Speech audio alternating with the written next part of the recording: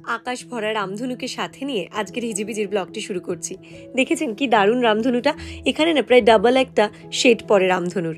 আর এই যে প্লাস্টিকের প্লেটগুলো দেখছেন, এগুলো সবই হচ্ছে বারবিকিউর আয়োজন। এই চামচটা বেশ মজার, জানেন? এটা এক্সটেন্ড হয়ে যায় এতটা। আসলে বারবিকিউ মেশিনে তো দাউ দাউ করে আগুন জ্বলে, যাতে হাত না পুড়ে যায় তার জন্যে। এদিকে মা আর সঞ্জীব দুজনে মিলে আঁচটা সেট করতে ব্যস্ত। এইটা হিজিবিজির জন্য। রাধুনীরা সব ব্যস্ত, তাই তো? কোথায় আর একজন? এই হিজিবিজি ব্লগের ভিডিও করতে গেলেই আমাকে এইভাবে আজকাল ভেঙানো হচ্ছে। এদের কদিন পর আমি মারধর দেবো। এরকমই নানান মজা ঠাট্টা ইয়ার্কিতে আমাদের বারবিকিউ পার্টি জমে জমজমাট। রান্নাগুলো সব দুর্দান্ত ছিল, বন্ধুরাও বেশ কিছু ম্যারিনেশন এনেছিল। সব মিলিয়ে খাওয়া দাওয়া একদম দারুণ। চলুন এবার আপনাদের সাথে আমাদের দুই খুদে সদস্যর আলাপ করে দিই। এই হচ্ছে জিনিয়া রানী আর এই হচ্ছে জিনু কুমার।